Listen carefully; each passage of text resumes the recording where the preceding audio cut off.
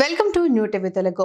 గత వైసీపీ హయాంలో కీలకంగా వ్యవహరించిన మాజీ మంత్రి పెద్దిరెడ్డి రామచంద్రారెడ్డి చిత్తూరు జిల్లా మంగళంపేట అడవుల్లో అటవీ భూమిని ఆక్రమించుకున్న వ్యవహారాన్ని డిప్యూటీ సీఎం కమ్ అటవీ శాఖ మంత్రి అయిన పవన్ కళ్యాణ్ హెలికాప్టర్ నుంచి వీడియో తీశారు.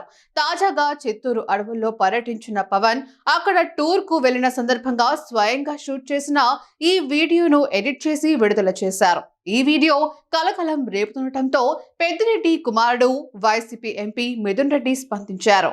అడవి భూమిని లాక్కున్న ఎవరికైనా మినహాయింపులు లేకుండా కఠినమైన చట్టపరమైన చర్యలు తీసుకోవాలని పవన్ కోరారు. భూమి రికార్డుల్లోని వ్యత్యాసాలు, పెంచిన వెబ్లాండ్ ఎంట్రీలు, రక్షిత అటవీ ప్రాంతాల్లో పూర్వీకుల భూమి అనే తప్పుడు వాదనలతో సహా దర్యాప్తు చేయాలన్నారు. పారదర్శకత, అటవీ భూములు జాతీయ ఆస్తులన్నారు. వాటిని ఆక్రమించిన, దుర్వినియోగం చేసిన, అటవీ చట్టాలను ఉల్లంఘించిన వారెవరైనా సరే వారికి బాధ్యత వహించాల్సి ఉంటుందన్నారు. రక్షిత అటవీ ప్రాంతాలు లేదా వన్యప్రాణుల మండలాల్లో లాక్కోవడాన్ని ప్రభుత్వం సహించదన్నారు. దీనిపై పెద్దిరెడ్డి రామచంద్రారెడ్డి కుమారుడు రాజంపేట వైసీపీ ఎంపీ మిథున్ రెడ్డి ఘాటుగా స్పందించారు.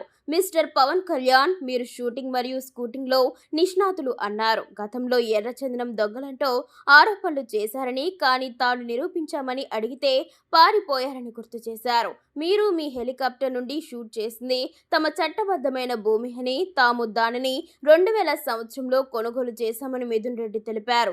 2000 సంవత్సరంలో తాము అధికారంలో లేమని, నువ్వు అమాయకుడివి లేదా నా కుటుంబం పట్ల ద్వేషంతో నిండి ఉన్నామని పవన్ కు తెలిపారు. దయచేసి నీ ఆరోపణలు నిరూపించగలవా లేదా క్షమాపణ చెబుతావా అని ప్రశ్నించారు. ఆ భూమి వివరాలు బహిరంగంగా అందుబాటులో ఉన్న పత్రం, ఎవరైనా దానిని పొందవచ్చు.